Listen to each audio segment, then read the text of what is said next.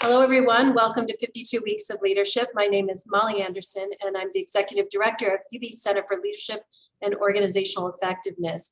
I'd like to welcome you today to this special edition on a Tuesday following our American holiday, 4th of July. If you don't have a chance to view the whole show today, you can always go to our website and view it later. Today we have with us Callan Norris. He is a PhD candidate in the Department of Organization and Human Resources in the School of Management. And his topic today will be diversity and inclusion, why knowing the difference improves leadership. He's already been a rising star in his studies here in the School of Management, and his primary research focuses on equity, inclusion, and leadership. Please join me in welcoming Callan Norris. Ooh. So, do I go now? All right. Hello, good afternoon, and thank you for taking 30 minutes out of your Tuesday to spend with me. Jim, you kind of stole some of my thunder, so I'm just going to get into it. I'm so excited that you joining me today. I'm here to talk to you about diversity versus inclusion, why knowing the difference improves leadership. And I want to begin with telling you a story about a courageous man. That man's name is Colonel Charles Young, born March 12, 1864 in Mays Lick, Kentucky, to two enslaved parents. Later that same year, his father would actually escape slavery and enlist in the Union Army, the 5th Regiment of the U.S. Heavy Artillery Division for colored soldiers. And as a result, he was able to relocate his family to Ripley, Ohio. And it is there where the legend of the Colonel begins. He had a thirst for knowledge at a young age, musically inclined, and he had a knack for learning 4 languages. The Colonel was fluent in Latin, German, Greek, French, and Spanish. And the Colonel graduated at 17 from an integrated high school with academic honors. He taught for 2 years at the local elementary school. And in the year 1883, I would imagine the conversation went something like this. His father came to him and said, "Son, I think that you should take the entrance exam to get into the United States Military Academy," which he did, receiving the second highest score. And the Colonel would he would enroll at West Point in 1884. And despite a lot of racial injustices and discrimination and social exclusion, the Colonel would go on to graduate. But what type of injustices did he experience when he was at West Point? Well, one story says that a white cadet protested as after seeing the Colonel receive a dish of food before him. And so what did the Colonel do? The Colonel took the dish, gave it to the other cadet, and waited for him to get his food, and then he took his portion. Or in other instances, there were numerous instances where both instructors and cadets refused to salute him because of the color of his skin. The Colonel, being who he was, still saluted those individuals, and he was commissioned. He would graduate in 1889, and he was commissioned as a 2nd lieutenant. And at this point in time in the Army, Black officers could not command white troops. So as a result, the Colonel served he spent a large majority of his career in the 9th Cavalry, the Buffalo Soldiers. And the Buffalo Soldiers received their name for the Plain Indians that they fought. One theory is that the Indians likened the Black soldiers with the curly hair to buffaloes, and so that's where the name came from. But another theory says that the Buffalo Soldiers fought with such tact and skill and tenacity that the Plain Indians looked up to them in reverence as they did buffaloes. So the Colonel was a man of many talents. So on a detached service assignment, he actually was a professor at Wilberforce University. At Wilberforce University, the first HBU, teaching military sciences and tactics. And while there, because the Colonel was a musically inclined individual, he helped start the marching band. The Colonel was the first African-American National Park superintendent at Sequoia Park in Northern California, where he commanded and oversaw his men to build roads and trails that his previous predecessor was unable to accomplish. The Colonel was also the first military attaché to Haiti and the Dominican Republic. And at this time, the military attaché program was housed in the Department of Information, and it actually was the first U.S.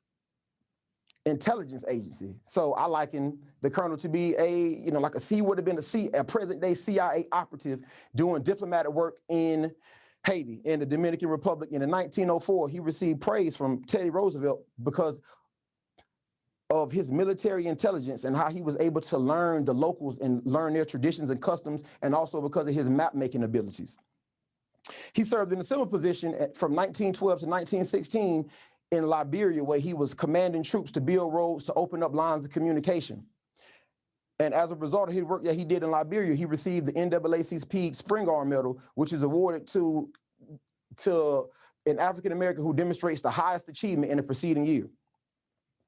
This slide represents his promotion. As we can see, the colonel went from second lieutenant to captain to major to lieutenant colonel in 1916, which brings us to the Battle of Agua Caliente in 1916, where this individual on the screen, General John Person, who was familiar with the Buffalo Soldiers and their work, personally requested the captain who was in charge of the 10th Cavalry at the time. And in this battle, this was the first U.S. cavalry charge. The colonel led the first U.S. cavalry charge, and it was the first one since 1898.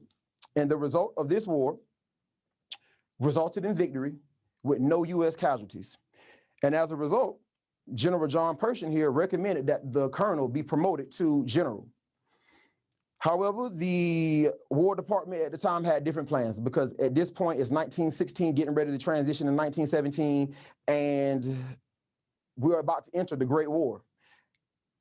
The colonel is the highest ranking African-American in the military. And so the question is, well, who's going to lead the colored troops in the Great War? The colonel would have been a great choice. He would have been the first logical choice. But again, the War Department had other plans. And the story goes something like this. It was an individual who was a white enlisted man that was in the military, who wrote a letter to his senator in Mississippi and said that it would be a disgrace to take orders from a black man. And so that senator sent the letter to then President Woodrow Wilson, who supported the segregated army, and told this individual on the screen, Newton Baker, to handle it. And so what did he do? He found out that the colonel had high blood pressure and something called Bright's disease. So instead of declaring him fit for active duty, he promoted him to colonel and made him medically retire. Of course, the colonel was not happy about this choice. And so what did he do? In protest, the following year, he saddled up his horse and rode from Xenia, Ohio to Washington, D.C. to have an informal meeting with Newton Baker to effectively show himself fit for physical duty. The result of that was the same. At this point in time in the military, there was no room for a black general. And so they sent him home. But the colonel loved his country so much that he stayed enlisted in active duty. And in the final years of his life, he would train colored soldiers to go and fight in the Great War. And then in 1920, although the State Department said that he was unfit to go and fight and lead troops in the Great War, they sent him back to Liberia, where he would ultimately end up losing his life. He died on January 8th, 1922. On the colonel, Teddy Roosevelt said he was marveled by the man who, by sheer force of character, overcame prejudice that would have buckled the lesser man. So that's the type of individual that the colonel was. And so here we are at the end of the story, and I'm sure you're wondering, why am I telling you this story? Because this story represents the evidence of the presence of diversity with no inclusion. Although the Army had diversity, there was no inclusion. In that Congress enacted the 9th and the 10th Regiment of the Buffalo Soldiers in 1966 just to keep colored soldiers segregated from white soldiers, which ultimately speaks to the exclusion that the colonel experienced, and that you have one of the greatest military minds that ever exist in the United States military was denied the opportunity to serve in the military and command troops because of the color of his skin. And you should ask yourself how many lives would have been saved had he been able to exercise his genius, his military genius, during the Great War. So the practical takeaway that I want to paint for you all right now is, could something similar to this be happening in modern organizations, including your own? That is it possible for a highly talented individual to not be fully leveraged because they do not feel fully included within the organization? And so what we see and what we have seen in the research is it's always been a focus on diversity. And that typically comes from the value and diversity hypothesis, Cox and Blake 1991, which essentially says ethnic diversity, gender diversity, if properly managed, leads to tangible benefits for organizational outcomes. However, that leaves the onus on the individual to fit in. And what I mean by that is, just because we have diversity management practices in effect within organizations that, yes, hey, we'll hire a woman. Yes, we'll hire a LGBTQ individual or a black man or a black woman. That doesn't necessitate that they automatically just belong to the work group and feel as though that they can make meaningful connections with their coworkers and so on and so forth. And in fact, a more recent study, Moore Barak 2016, conducted a meta-analysis which is where they basically get all the studies that are related to diversity, equity, and inclusion from a certain subset of years. In this case, I think they used 30 studies, and they punched it and they crunched the numbers just to see if they can really find a meaningful difference and if just having diversity practices really makes a difference. And what the authors concluded was that diversity management practices alone is not a sufficient human resource management strategy. In fact, more recently, in June of 2021, Harvard Business Review, I'm sure you're all familiar with this magazine, they surveyed 19,000 readers, 19,000 of their readers, and the results came back with 65% of these individuals saying that they do not feel like their organizations are diverse and inclusive. So what are the implications of the HBR survey in the context of this talk?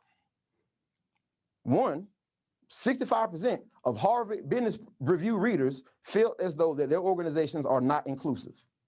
And when I think of Harvard Business Review, I think of individuals they read Harvard Business Review because they are the high-performing individuals who actually care about and want to improve performance and maximize their performance within the organization.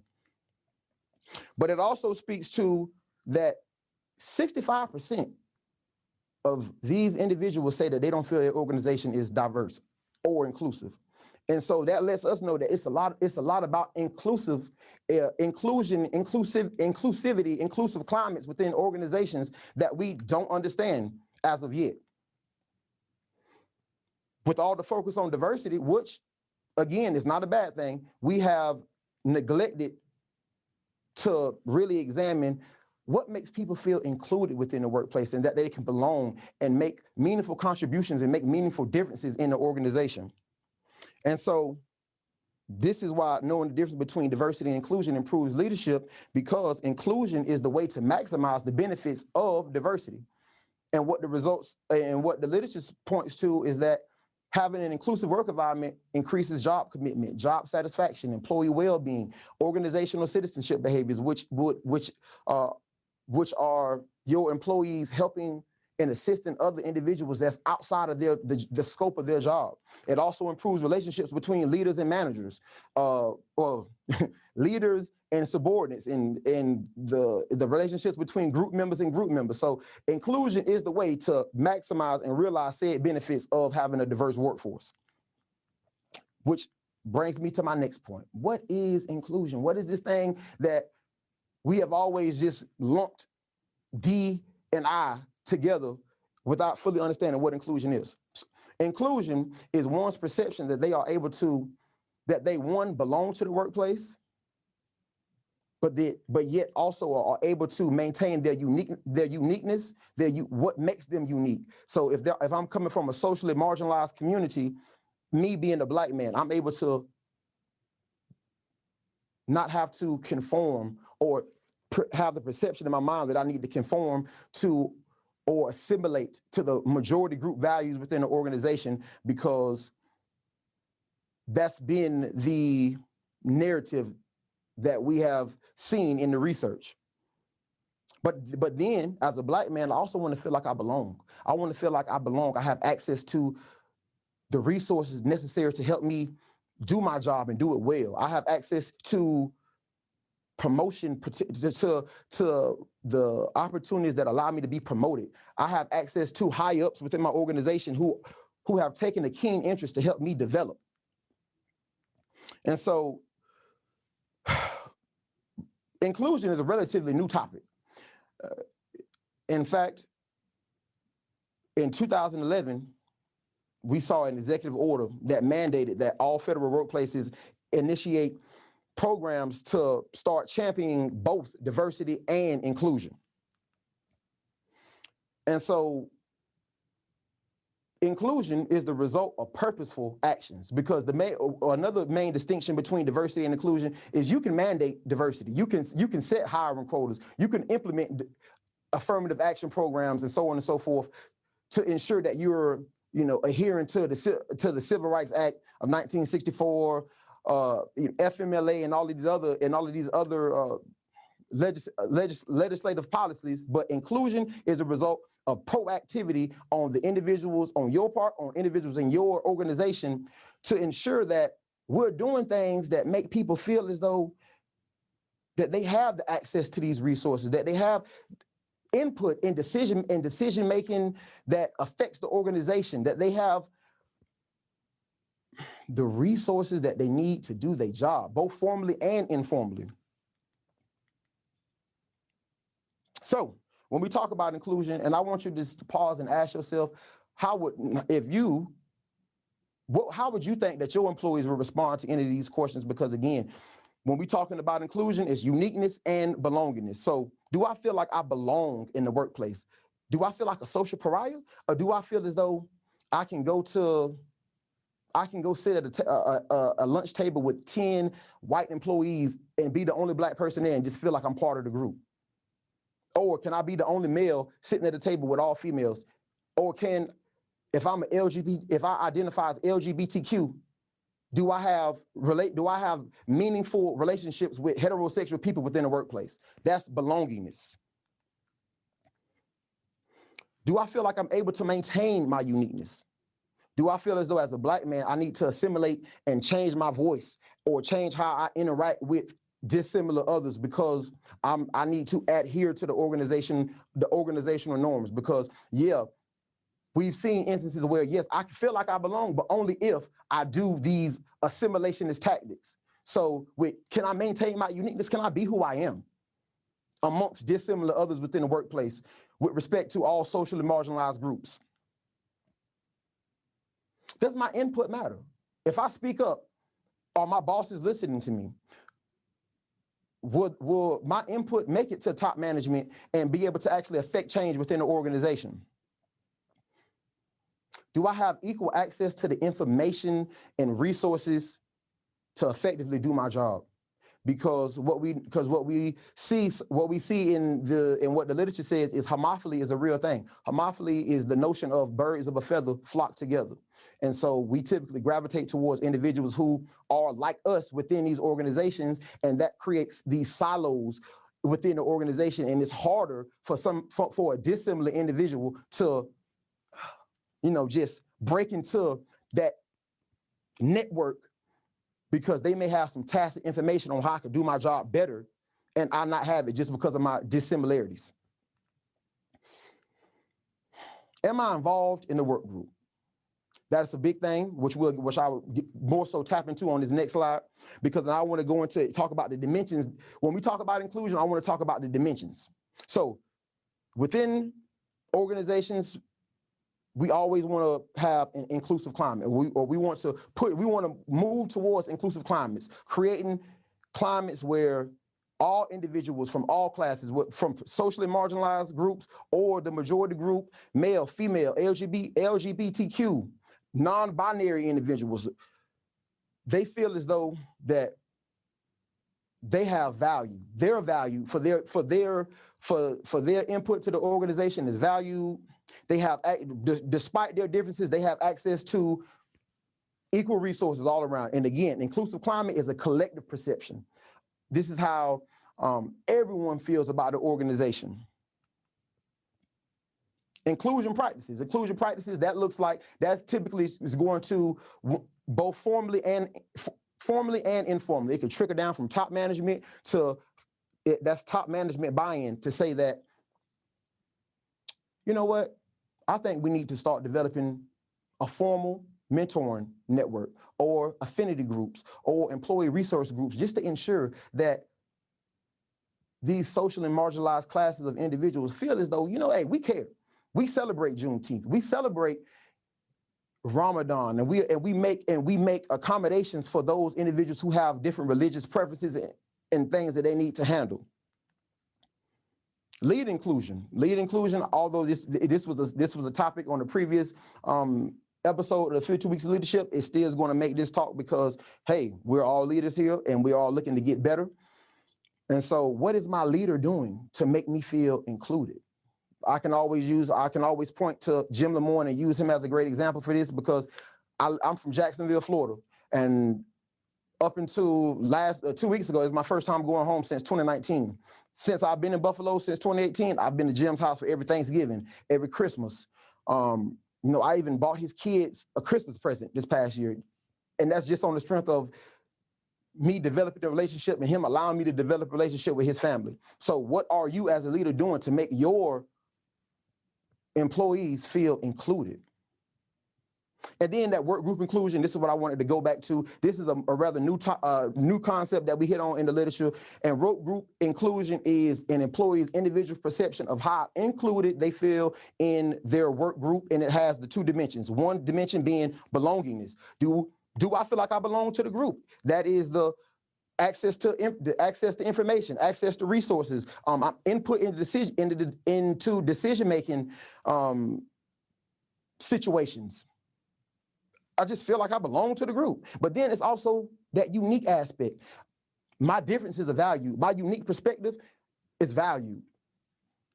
So that would be an aspect of uniqueness. And then, so what does the prior research on inclusion say? Again, the research on inclusion, this is a nascent and developing research stream, but I bet 9 times out of 10, you being a leader, you being a manager, you probably think that your organization is doing a phenomenal job on creating an inclusive environment within the organization. However, the results say otherwise. So, for instance, in this study, the author Nishi, 2013, she was interested in gender diversity, and what she found was high gender diversity with a low climate for inclusion led to higher relationship conflict. And why is relationship conflict bad for organizations? One, is bad because it leads to contentious relationships between the individuals within your organization, higher turnover, lower commitment, lower organizational identification. Basically, relationship conflict is bad for your bottom line and for the employee and for your employees' well-being. Conversely, on the other side, in this study, these authors found that for in organizations with high cultural diversity and with a high inclusive climate, that led to more information sharing amongst individuals within the organization. And this is what we want. This is breaking through the homophily that I spoke about earlier, where the silo information leads to redundant information being shared between similar people. Well, with high cultural diversity in an inclusive climate, man, your employees are more willing and open to share information with each other. And that helps you as the leader spend more time on things that are more relevant to your job role, instead of having to fire and use the fire extinguisher to put out fires amongst your employees. And so in my research on inclusion, I just wanted to basically just hit on a few relationships that I think are significant. So with work group inclusion, again, this is that individual's perception that they fit into their work group with the two dimensions, uniqueness and belongingness. And the positive relationships that I found with work group inclusion had to do with psychological safety, psychological empowerment, and perceived workplace status. What are those? I'm going to tell you. So the psychological safety is your employee's perception that they are able to take risk. They're able to, be wrong and not worry about being punished or reprimanded for the mistakes or the risks that they took within the organization. Just being at peace with the decisions that you're making in the organization, because like where you work at, it's an inclusive environment and everybody want to see you succeed.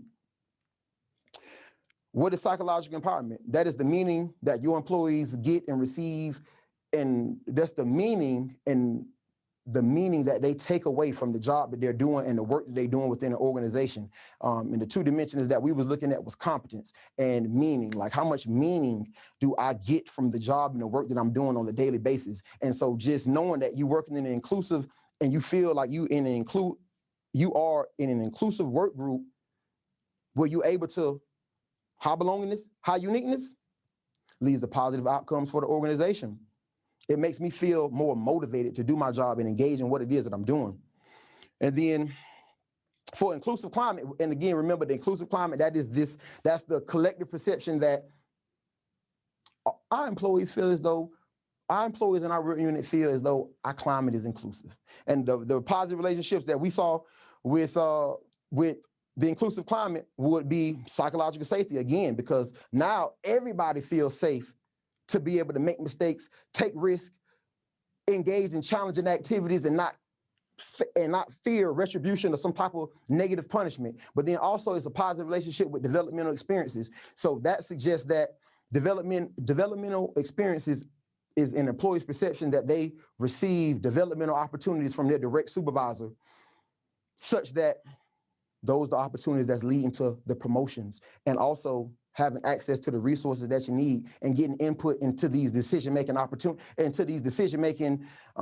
situations that, again, provide meaning, provide competence to these employees.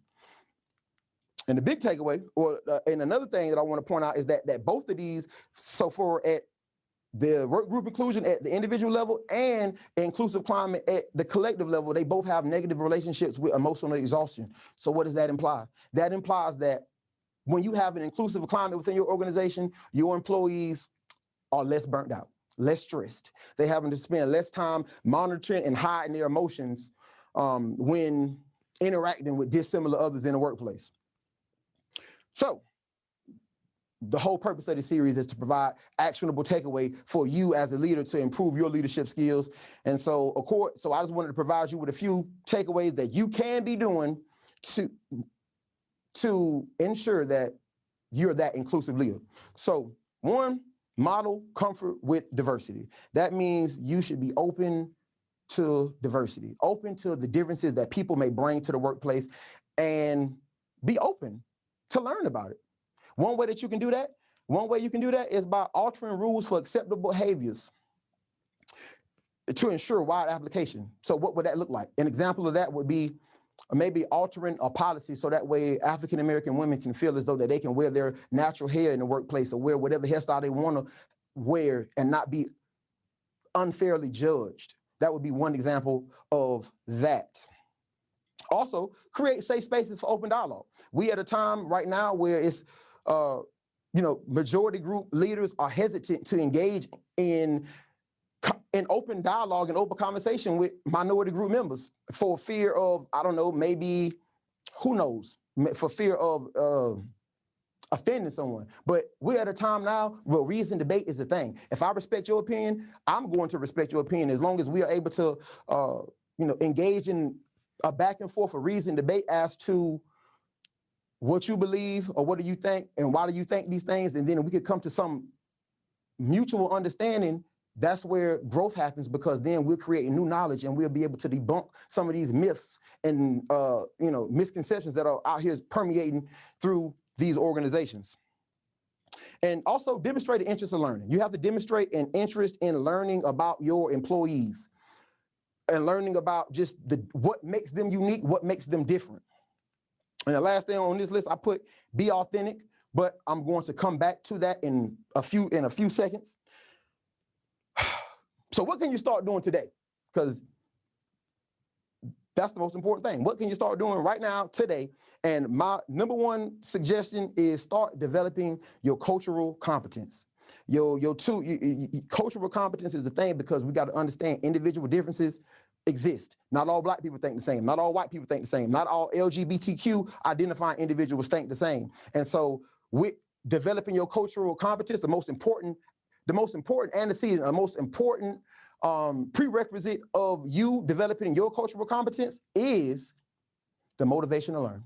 You have to want to learn about the individuals that you work with, because that is where we grow as leaders, as individuals, as employees, which makes the workplaces that we work in a better place. And so I'm about to wrap it up here, but I wanted to point out this individual right here, Langston Hughes, born 1902, died in 1967. The poet of the people. He was one of the vanguards of the Harlem Renaissance. This is an important individual for me. And just like the Colonel, he won the Spring Garden Medal in 1960. Langston Hughes was openly gay. And again, he was born in 1902, died in 1967. So I can only imagine what he experienced in his life. He was a champion for social justice. And like the Colonel, both Langston Hughes and Colonel Charles Young are both members of my fraternity, Omega Psi Phi Fraternity Incorporated. And Langston Hughes has this phenomenal poem. And I said I was going to conclude with how to be authentic. And I just live in the poem that I'm about to show you is something that I live my life by this poem every day. At least it's my ideal, because I feel as though this and having this as an ideal allows you to be authentic with the people that you come into contact with, and knowing that, guess what, you can't please everybody. But man, if your life is just led by some virtuous and righteous ideals, then at the end of the day, all we can do is become better. And so the name of the poem is Live Your Creed. And it goes a little something like this. I'd rather see a sermon than hear one any day. I'd rather one walk with me than just to show me the way. The eye's a better pupil and more willing than the ear. Advice may be misleading, but examples are always clear. And the very best teachers are the ones who live their creed, for to see good put into action is what everybody needs. I can soon learn it if you let me see it done. I can watch your hand in motion, but your tongue too fast may run. And the lectures you deliver may be very fine and true, but I'd rather get my lesson by observing what you do. For I may misunderstand you and the fine advice you give, but there's no misunderstanding how you act and how you live. Bam. Thank you, Caitlin. Thank you so much. Well done, and appreciate all those takeaways we can apply to our lives today. As you talk about the creed, and that was a beautiful example for all of us, I thought of organizations' diversity statements. How important are they, and what makes them effective? To that, I would say, again, by organizations living their creed. And if you're going to have a diversity statement, please make sure that it's something that you're actually doing within your organization. But then also, the flip side of that is being transparent with all your employees with respect to the initiatives that organizations are pushing. Because sometimes, especially even as a Black man, we see these different organizations where, man, it's just no Black people here, or why is it's lack of representation.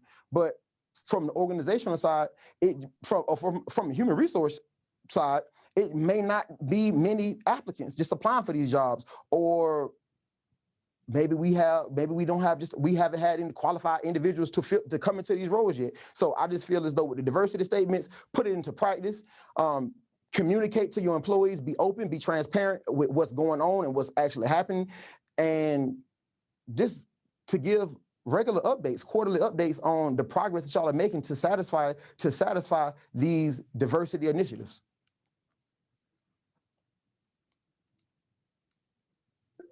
We have a question from Rick Steinberg. He's following up on your statement. Inclusion is something we don't fully understand. We have a long way to go. What's the best way for organizations who do have a long way to go to begin to fully understand? Does it start with training or by implementing inclusion practices?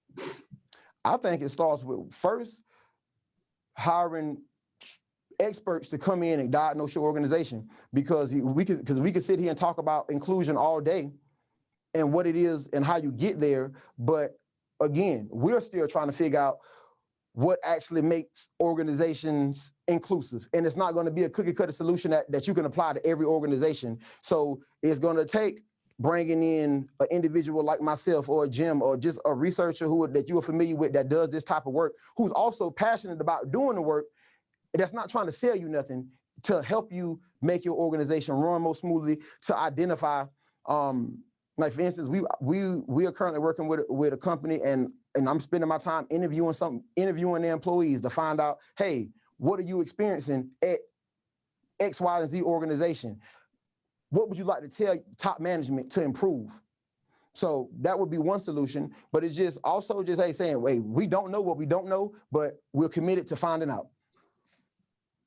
Thank you. We have a comment from Michael. When we think of diversity and inclusion, we think in terms of race, gender, perhaps sexual orientation, identification, and other factors. To that, I would suggest we add ageism. As an older worker, I have failed value ideas should be valued. However, potential employees often look past qualifications that were too expensive and aren't in it for the long haul. What do you think?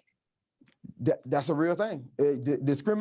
Age discrimination, gender discrimination, we don't talk about age or disability as much, but those are classes that carry stigma as well, and it happens. To be honest with you, I don't necessarily have a answer to that, aside from the individuals that's in that's already in organization roles. They have the power to identify these people, point them out, and remove them from the organization that may be, just unfairly discriminating against people who are older workers, or any protected class, because it's that time where now it's time to live our creed as human beings and start pushing back on individuals who would unfairly discriminate against somebody because of some type of feature or trait that they have.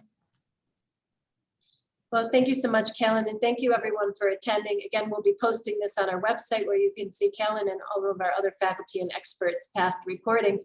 We hope you'll join us next week for Scott Patak, who's going to talk about why working together is usually more effective than working alone. Thanks, everyone. Have a great week. Thanks again, Callan. Ooh, thank you. Ooh.